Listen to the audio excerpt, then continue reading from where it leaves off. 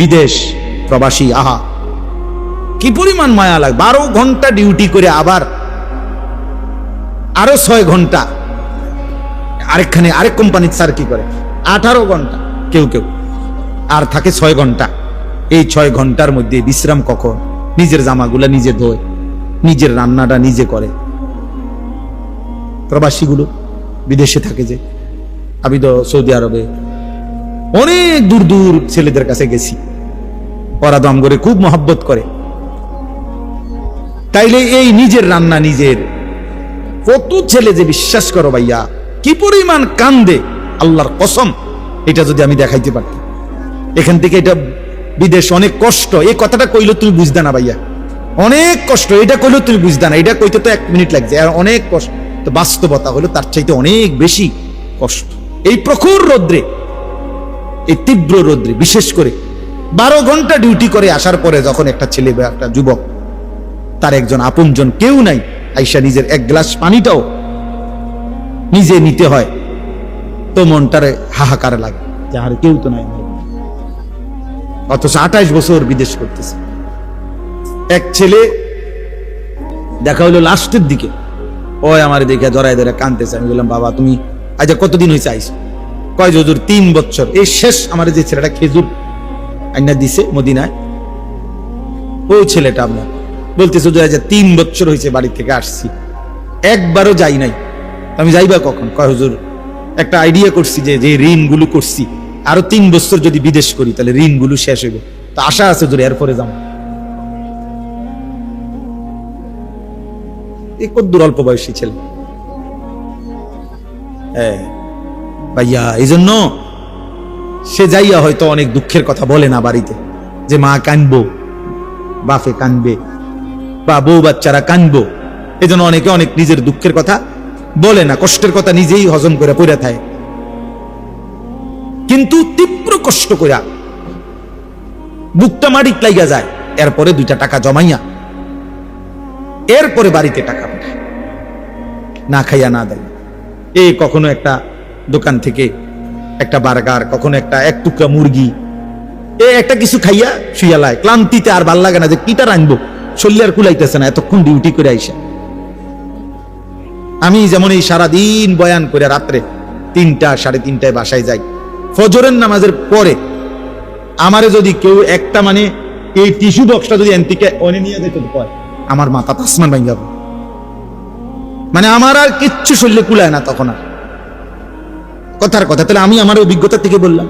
তো ওই ছেলেটাও তো এরকম 12টা ঘন্টা ডিউটি করে আইসা সে যখন তার রুমে আসে, তার শরীরে আর 1 বিন্দু এনার্জি থাকে না। এই জন্য দোস্ত আমার, বন্ধু আমার, স্বার্থপর বড় দুনিয়া, যে দুনিয়া কষ্টই করা যায় কিন্তু চাহিদা পূরণ হয় না, চাহিদা পূরণ। অসংখ্য যুবক আমারে বলছে প্রবাসী, হুজুর এই 12 বছরে কোনোদিনও হুজুর পরিবারকে শেষ পর্যন্ত চূড়ান্ত খুশি করতে পারিনি। মাও নারাজ, বাপও নারাজ, বউ বাচ্চাও নারাজ। 5,000 টাকা দিলে কয়তে একটা বিদেশ করে, তে বুঝি তারাতে কেমনে 5,000 টাকা, তে বুঝি পারলো না 10,000 টাকা দিত। কথা বুঝেন নাই? অর্থাৎ সবাই মনে করে তে আরো দিত হইতো। মাও নারাজ, বাপও নারাজ, পুতো নারাজ, জিও নারাজ, বউ নারাজ। এই হলো প্রবাসীর জীবন। প্রবাসী এই এক প্রবাসী আমার বলতেছে, এইবার এই তো আমার জড়ায়, হুজুর আমরা কিচ্ছু নাই, আমার লাগে একটু দোয়া করে। আমাকে কিচ্ছু নাই হুজুর। আমি কই না ভাই আছে, আল্লাহ যারা আছে সবাই। হে না, এক কান্দে আর কয় না আমার কিচ্ছু নাই হুজুর। আমি সারাটা জীবন দিয়ে যাইতেছি, কেউ খুশি হয় না। আরো দিলে ভালো হইতো, আরো দিলে ভালো হইতো। এই জন্য দোস্ত স্বার্থপর এই দুনিয়া। আমার একটা বয়ান আছে না এরকম, যে দুনিয়া বড় স্বার্থপর এই দুনিয়া। এই জন্য ভাইয়া শুধু দুনিয়া নিয়ে পড়ে থেকো না, আখিরাতের ভাবনা ভাবো, নিজের ভালো, নিজের কল্যাণ দেখো। আমি অনুরোধ করলাম, আল্লাহ তাআলা এখানে বলছে, বান্দা আমাকে মনে রাখো, ফাযকুরুল্লাহা কাযিকরিকুম আবাআকুম আও আশাদ্দা যিকরা। তোমাদের পরস্পর, তোমাদের বাবা দাদা বংশধরকে যে পরিমাণ ডাকো, সেই পরিমাণ কিংবা তার চাইতে বেশি পরিমাণে আমি আল্লাহকে ডাকো। আল্লাহ যেন বলে, বান্দা সারাক্ষণ আমি চাই তুমি আমারে ডাকো, আমার নাম নিও, আমি খুশি থাকবো। যেন আল্লাহ বলতেছে, বাথরুমে ঢুকতেছে, আল্লাহ যেন বলতেছে, শোনো শোনো, বাথরুমে যাচ্ছ? জি। বলছে ঠিক আছে, আমার নাম নাও। বিসমিকা আল্লাহুম্মা ইন্নী আউযু বিকা, বিসমিল্লাহি আল্লাহুম্মা ইন্নী আউযু বিকা মিনাল খুবুসি ওয়াল খাবাইস।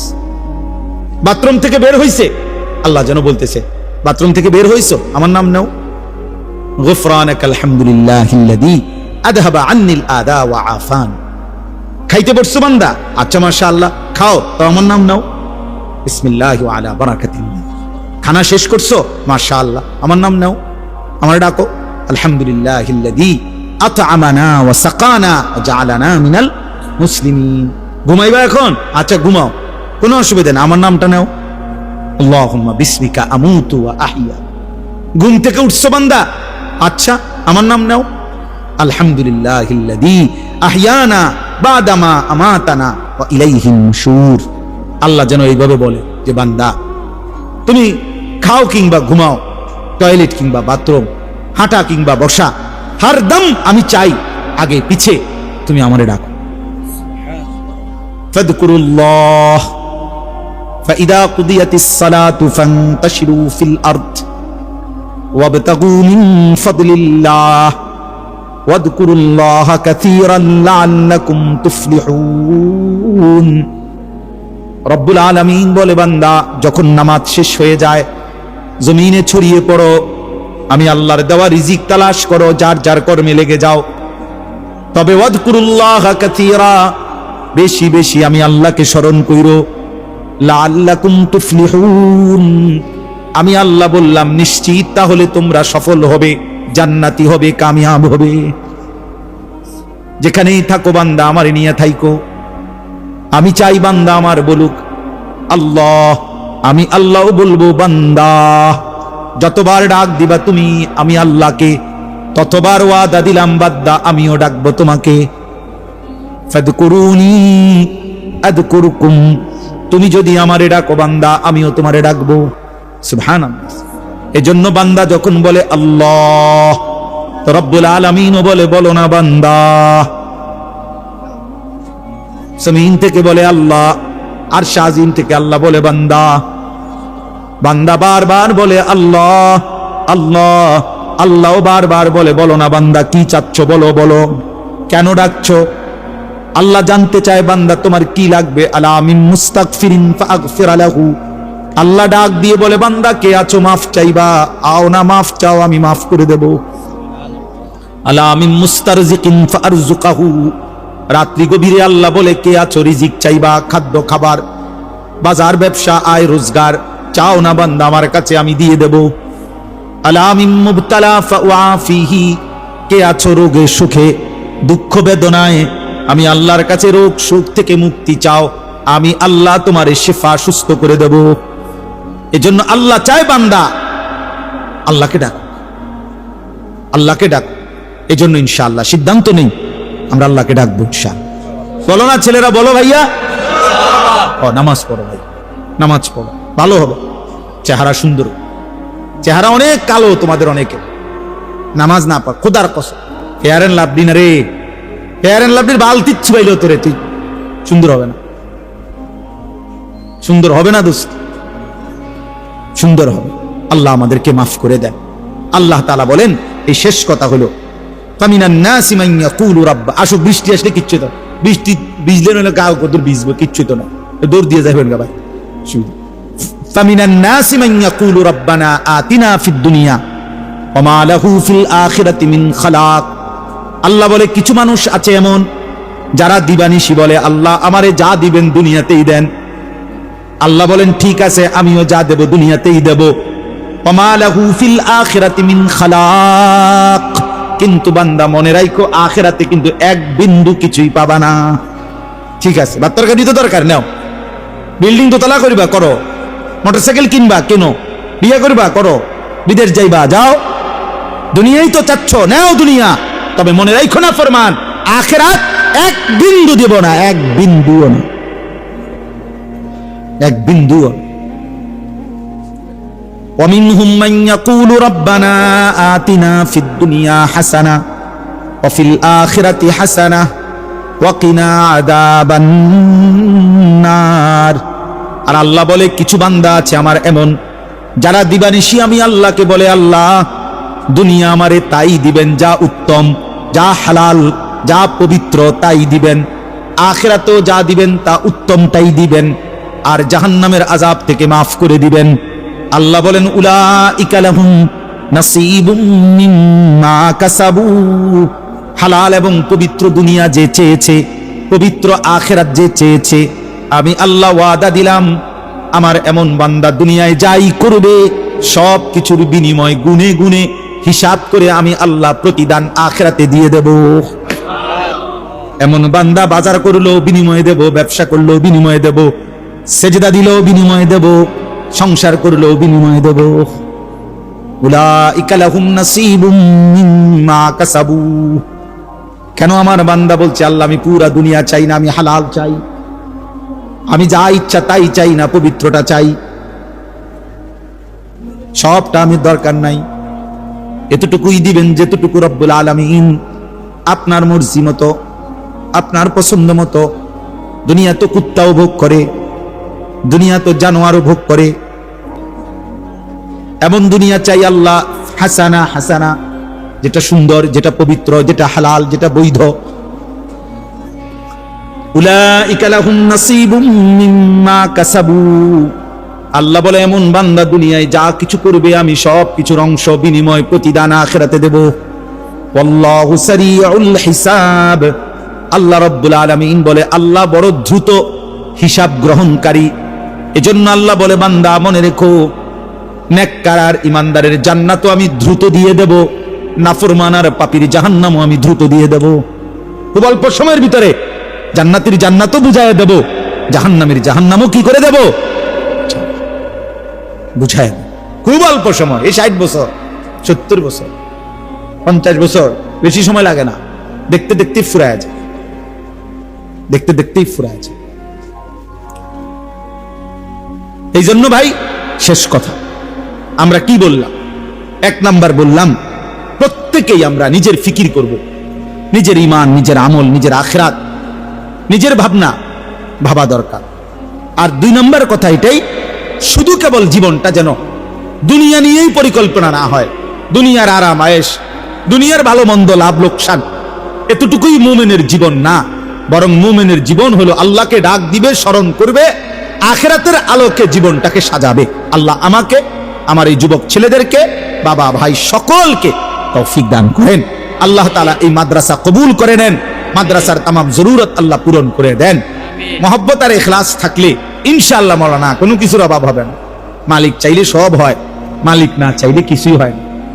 যেখানে যা হইছে আল্লাহ চাইছে তো হইছে গেছে, আল্লাহ না চাইলে হয় না। আমি কত বড় বড় বিল্ডিং ওয়ালা মাদ্রাসা দেখছি, কত ধনাঢ্য ব্যক্তির মাদ্রাসা আমার জীবনে আমি দেখছি, বিশাল ভবন করছে, এনে আসমুর কেউ নেই, বড় লোকই মাতবরি দেখাইছে, বিল্ডিং একটা করে থুইছে, কথা বুঝেন নাই, কিন্তু মাদ্রাসার কোনো নাম গন্ধ নাই, না পড়া আছে, না লেখা আছে, না ছাত্র আছে, না উস্তাদ। তাহলে মাদ্রাসা বিল্ডিং এর নাম না, মাদ্রাসা ভবনের নাম না, মাদ্রাসা উস্তাদের নাম, মাদ্রাসা তালিবে ইলমের নাম, মাদ্রাসা চোখের পানির নাম, মাদ্রাসা আল্লাহর কাছে কাকুতি মিনতি করার নাম।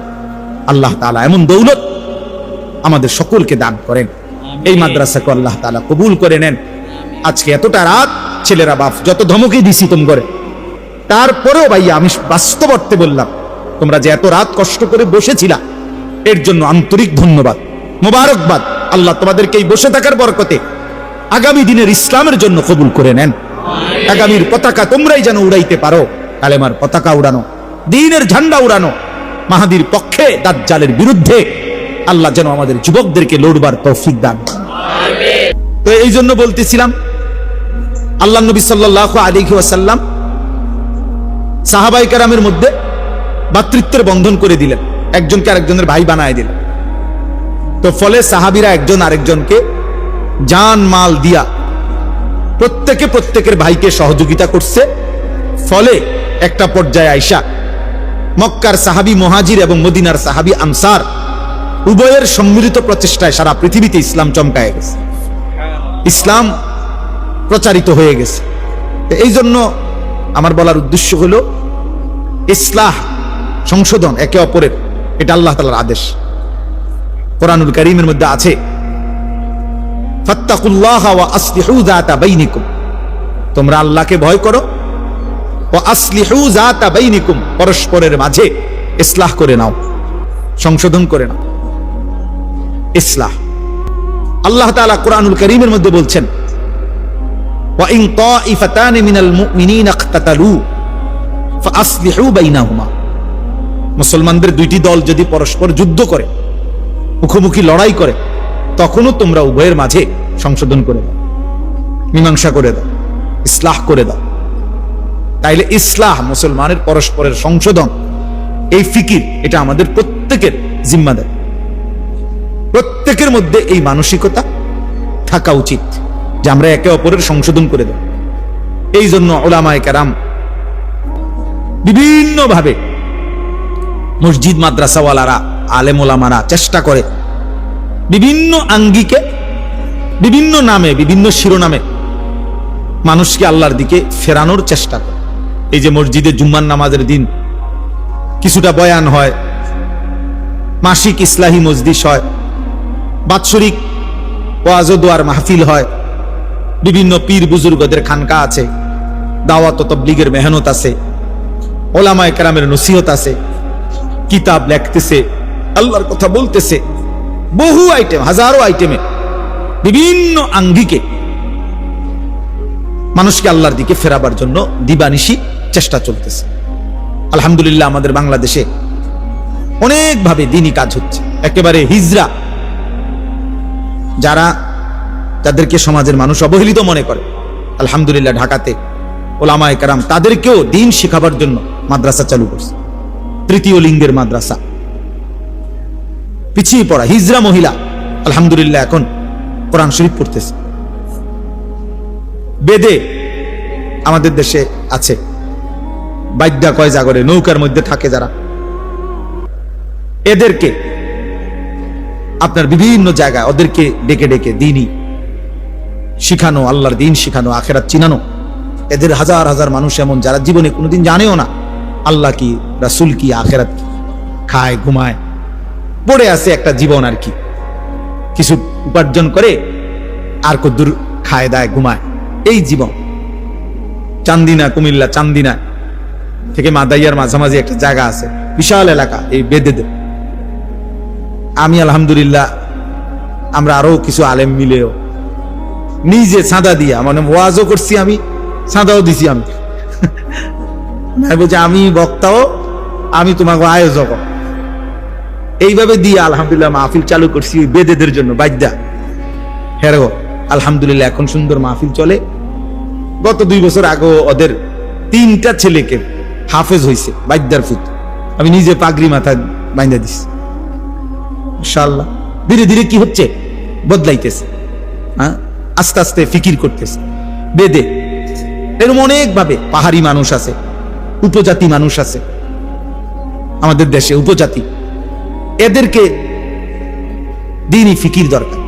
এদের অনেক মানুষ আছে, ব্যাপক সংখ্যা, যারা আল্লাহ, আখিরাত, পরকাল, ইসলাম, দ্বীন জানে না, অথচ আমাদের দেশ, আমাদের অঞ্চল, অথচ খ্রিস্টান মিশনারিরা তাদের দিকে মেহনত করে তাদেরকে খ্রিস্টান বানাচ্ছে। আমি নিজে দিনাজপুর গেছি, দিনাজপুরে গত বছর দেখছি এমন নিভৃত এলাকায় আমার গাড়ি গেছে যে ভাঙ্গা মাটির রাস্তা দিয়ে, অনেক কষ্ট করে, প্রায় মেন উপজেলার থেকে প্রায় 2-2.5 ঘন্টা, এই আখের ক্ষেত, আখ আছে না আমাদের পুইশার আখ, আখ ক্ষেতের ভিতরে ভিতরে ভিতরে অনেক নিঝুম এলাকায় গিয়ে দেখছি সেখানে খ্রিস্টানদের বিশাল গির্জা, স্কুল, এখানে প্রায় 400-র উপরে এতিম বাচ্চা এই দেশের ওরা পড়ে।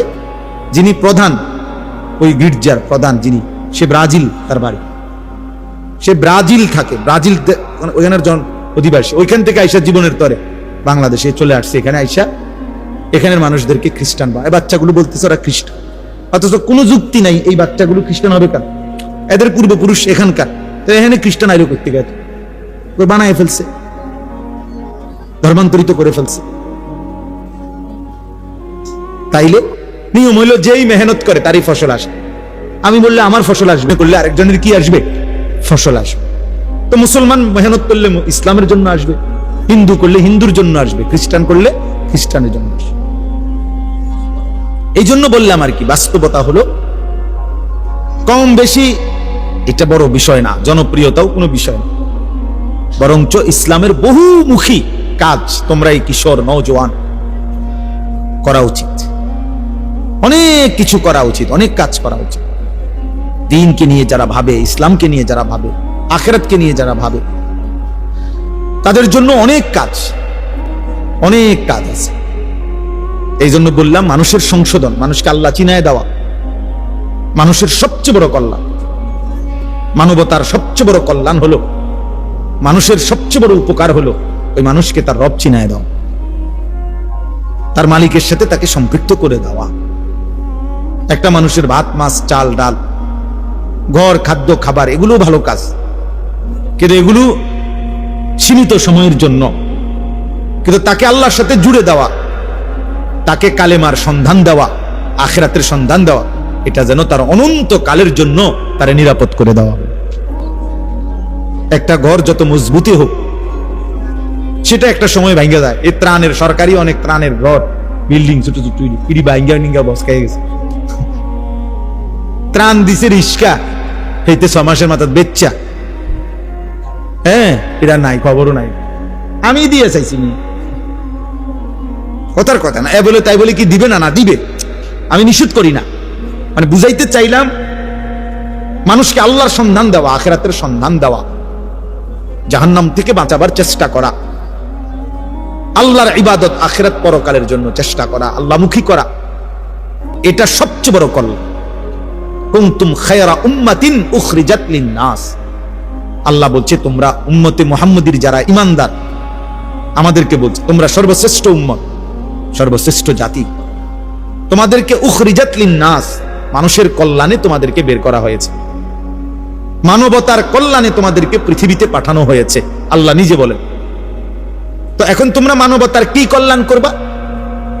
আল্লাহ নিজেই বলে দিয়েছে, তা'মুরুনা বিল মারুফ ওয়া তানহাউনা আনিল মুনকার। তোমরা মানুষকে, বিশ্ব মানবতাকে নেক কাজের প্রতি আদেশ করবা, গুনার কাজ থেকে নিষেধ করবা। ওয়া তু'মিনুনা বিল্লাহ, আর নিজেরা পূর্ণ ঈমানের উপরে থাকবা, নিজের ঈমান পূর্ণ ঠিক রাখবা, মানুষকে নেক কাজের আদেশ করবা, গুনার কাছ থেকে নিষেধ করবা। তো আল্লাহ তাআলা বলেন এটাই হলো মানবতার সবচেয়ে বড় কি কল্যাণ, মানুষের সবচেয়ে বড় কল্যাণ।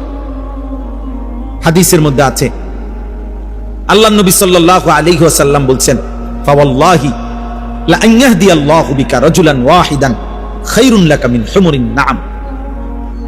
আল্লাহর কসম, নবীজি বলেন আল্লাহর কসম, কোন একজন তোমার দ্বারা একজন ব্যক্তি আল্লাহর পথ পাওয়া, হেদায়েত পাওয়া, আল্লাহর রাস্তা খুঁজে পায়, এটা গোটা আরবের সমস্ত দামি উট তোমাকে হাদিয়া দেওয়ার চাইতে উত্তম।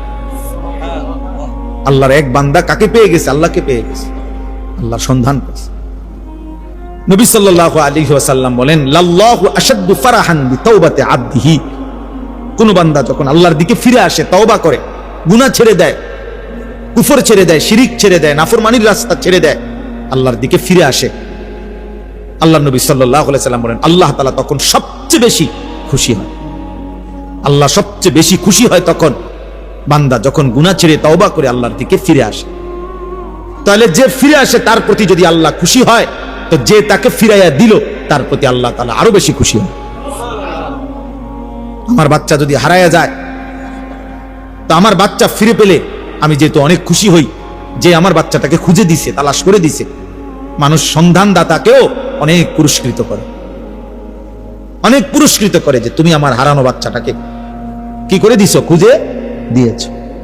আল্লাহও যেন বলে, তুমি আমার হারানো বান্দা, যে বান্দা আমার থেকে হারায় গেছিল, আমারে ভুলে গেছিল, বহুদিন যাবত আমারে যে সেজদা দেয় নাই, আমার সেই হারানো বান্দাকে তুমি আমি আল্লাহর সাথে ফিরাই দিছো, জুড়াই দিছো, তো আমি তোমার উপরে খুশি হয়ে তোমারও মাফ করে দিলাম।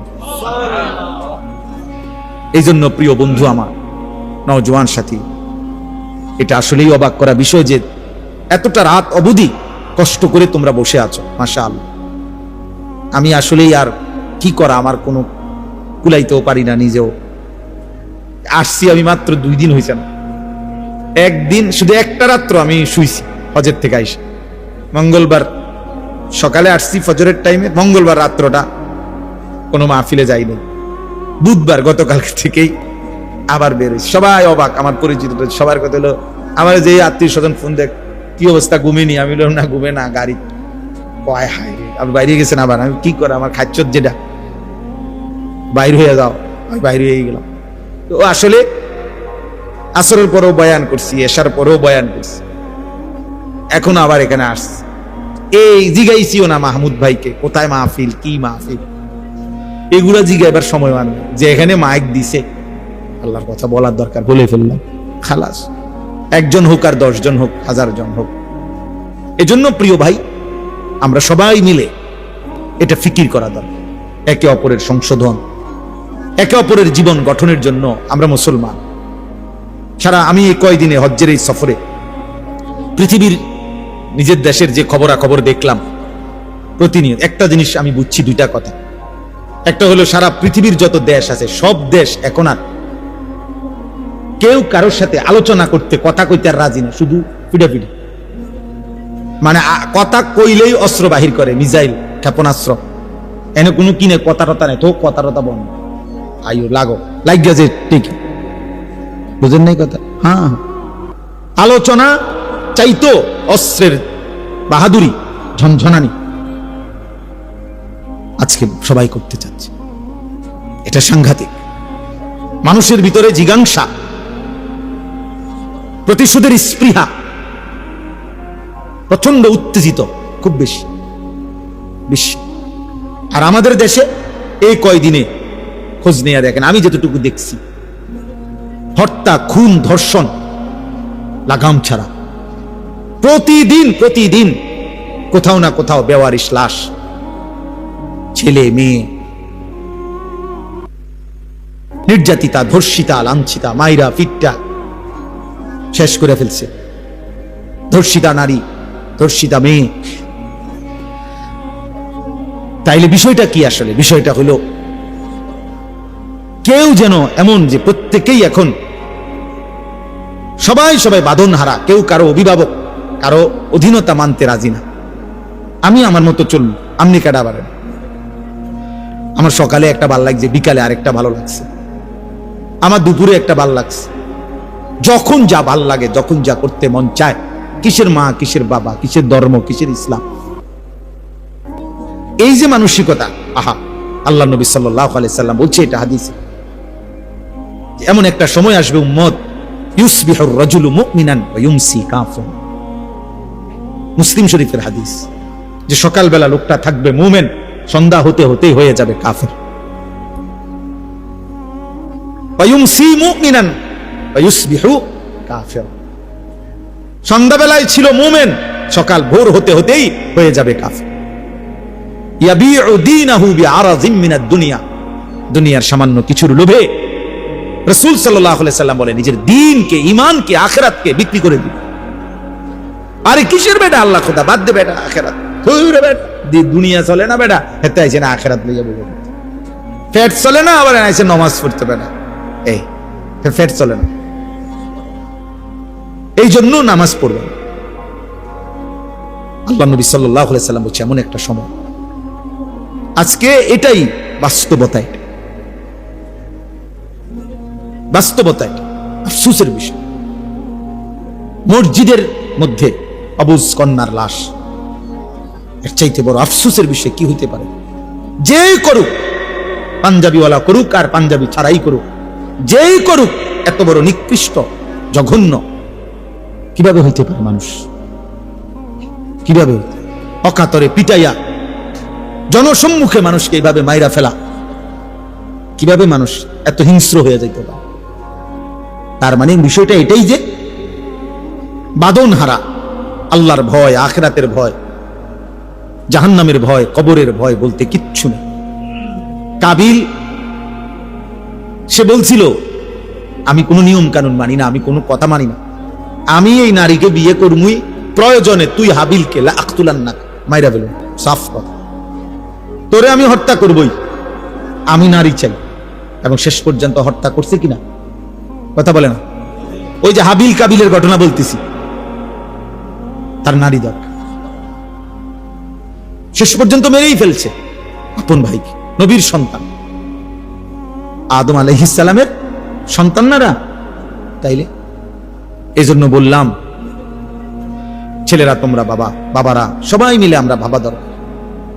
এত উশৃঙ্খল জীবন, এত লাগাম ছাড়া জীবনের শেষ পরিণতি ভালো হবে না। থামতে হবে, আজ হোক কাল হোক, থামতে হবে ভাই, থামতে হবে। এমন কোন ভোর আসবে যে ভোরে হয়তো দেখবো যে আমাদের আর নিরাপত্তা নাই। এমন কোন সন্ধ্যা হবে হয়তো যে সন্ধ্যায় আমরা দেখব আমাদের জান মালের আর নিরাপত্তা নাই। হতেই পারে, হতেই পারে। ইরান এবং ইসরায়েল যখন যুদ্ধ করতেছে তখন আমরা মক্কায়, হজ শেষ হয়ে গেছে তখন, এই যে কয়দিন আগে হলো, হাজিরা বারবার আমার বাংলাদেশি বয়স্ক সাধারণ মানুষ যারা হজ আমগো কাফেলা একটু পর পর আইসে, হুজুর দোয়া করেন, হুজুর বাইত নি না যাইতেন, বিমান নি বন্ধ হয়ে যায়, ফ্লাইট নি বন্ধ হয়ে যায়, মানে সারাক্ষণ দুক দুক দুক দুক করে আপনার টেনশনে ছিল যে যদি ফ্লাইট বন্ধ হয়ে যায়, বিমান বন্ধ হয়ে যায়, বাড়ির জম্মু কেমন ফিরবো কিভাবে? তাইলে বলেন, এক মিনিটেই ইচ্ছা করলে পৃথিবীর আল্লাহু গালিবুন আলা আমরিহি, আল্লাহ তাআলা বলেন আল্লাহই তার সিদ্ধান্তে বিজয়ী, আল্লাহর ফয়সালায় আল্লাহই বিজয়ী। ওয়ালাকিন্না আকসারান নাসি লা ইয়ালামুন, কিন্তু অধিকাংশ মানুষ এটা বুঝতে চায় না, বুঝতে চায় না। আমার আপনার প্রত্যেকের ব্যাপারে আল্লাহর ফয়সালাই কার্যকর হয়। আমাদের পরিচিত একজন বন্ধু চিটাগাংয়ের হাজী এবার হজে গেছে, তো ওনার সাথে আরেকজন বয়স্ক হাজী, ওনার কাফেলায় সিরাজগঞ্জ বাড়ি। তো হজের পরে নিয়ম হলো একটা বিদায়ী তাওয়াফ করতে হয়, অর্থাৎ হজ শেষ হইছে, আল্লাহর ঘরের চারদিকে 7 বার চক্কর দিলে একটা তাওয়াফ হয়, একটা বিদায়ী তাওয়াফ করতে হয়, এটা ওয়াজিব হজের মধ্যে। তো এটা বুজুর্গানে দ্বীন উলামায়ে কেরাম বলেন যে যে সময় যাবে গা হজে থেকে এলাকা ফিরে যাইব মক্কার থেকে, তার একদিন আগে বা 2 দিন আগে লাস্টের দিকে করলে ভালো, শুরু দিয়েও করা যায় হজের পর পর। তো ওই আমাদের এই বন্ধু, ওনার সাথে এই বয়স্ক হাজী মুরব্বী, তো ওনার মুআল্লিম ওনাদের বলছে, আরে আপনারা আরো একটা তারিখ বলছে যে আরো 3 দিন পর বা 4 দিন পর আপনারা অমুক দিন আমরা একসাথে বিদায়ী তাওয়াফ করবো।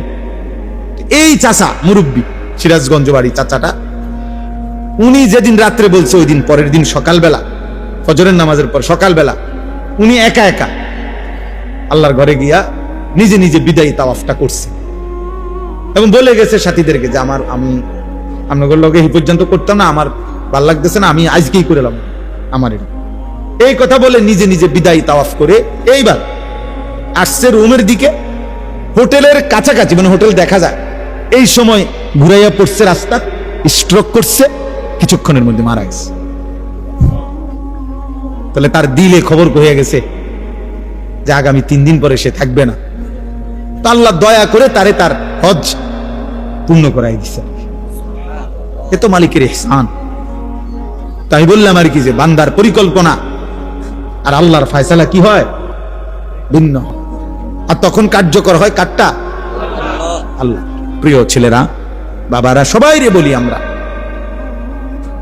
স্বার্থপর এই দুনিয়ায় শেষ পর্যন্ত কেউ কারোর জন্য মনে রাখে না। এটা আমি সব সময় বলি রে ভাই, এই বন্ধু বান্ধব এগুলা সব ধোকা, এই নারী, ছবি, মোবাইল, এই সবটাই ধোকা। এই হাসি খুশি, রং তামাশা, ফুর্তি, আড্ডা, খোদার কসম, এগুলো ধোকাই আসল। শেষ পর্যন্ত আমরা একাকী। আমার পাও যেদিন ভাঙছে সেদিন আমার বন্ধুদের কারো পাও ভাঙে নাই। আমি 2021 সালে আমার পাও ভাঙছিল মোটরসাইকেল অ্যাক্সিডেন্টে। তো সেদিন তো একই মোটরসাইকেলে আমরা 2 জন বসা ছিলাম। আমি গাড়িটা চালাইছি, আমি মোটরসাইকেল চালাইতেও জানি না, এখনো জানি না। তাহলে আমার যে বন্ধু মোটরসাইকেল চালাইছে, ওর একটা সুতাও কিচ্ছু হয়েছে না, আমার পাও ভাঙে গেছে। তাইলে কি বুঝা গেল? আমার সুখে আমি, আমার দুঃখে আমি। শেষ পর্যন্ত স্বার্থপর এই দুনিয়া কাউরের জন্য থেমে থাকে না। অতএব আজকে এই রাত গভীরে যে কয়জন আল্লাহর বান্দা বাবা এবং বিশেষ করে নওজোয়ান তোমরা আসছো, প্রিয় ভাই, আমি অনুরোধ করলাম নিজের ইসলাহ, নিজের সংশোধন, নিজের ভালো, নিজের কল্যাণ আমাদের দরকার। কোরআনুল কারীমে আল্লাহ তাআলা বলেন, ফাইদা কাদাইতুম মানাসিকাকুম ফাযকুরুল্লাহ, বান্দা আমার প্রত্যেকটা ইবাদত আদায় করো, আর ইবাদত আদায় করার পরে তোমাদের কাছে আমি আল্লাহর চাওয়া তোমরা বাকি সময় পুরাটাই আমি আল্লাহকে স্মরণ করো।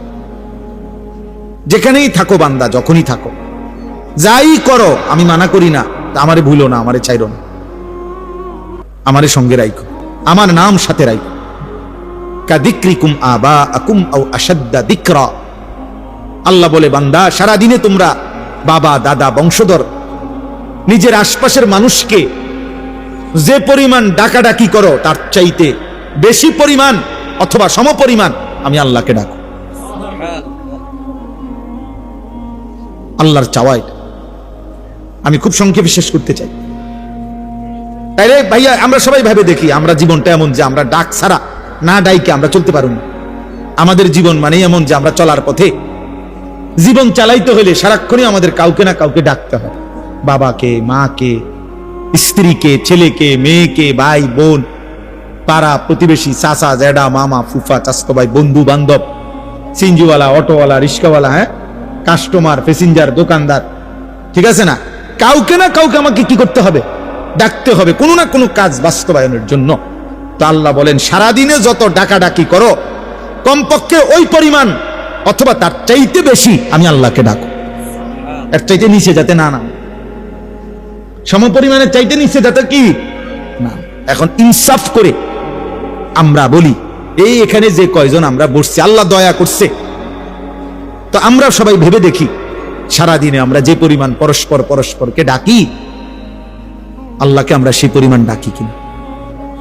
তাই একটা 20 টাকার মাল বেচবে, এইটার জন্য কাস্টমাররা যতবার সার কইছে, আহারে হয়তো এটা বেচা হইলে মালটা সর্বোচ্চ হয়তো 25 পয়সা অথবা 1 টাকা লাভ হবে, এইটার জন্য তে মনে 50 বার কইছে, জি স্যার, জি জি, ইনটেক একদম একদম ইনটেক, জাপানি, হ্যাঁ জাপানি স্যার, একদম জাপানি।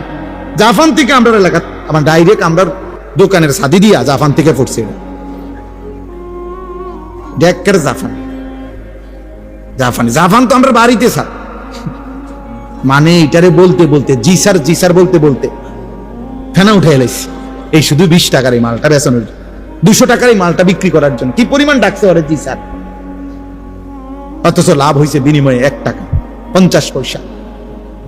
যে মহান রব্বুল আলামিন 24 ঘন্টা দিয়ে যাচ্ছে, এই নাফরমান 7 ঘন্টা 8 ঘন্টা 10 ঘন্টা জীবন থেকে চলে গেছে, একবারও আল্লাহর নাম তার জবান দিয়ে উচ্চারণ করে নাই।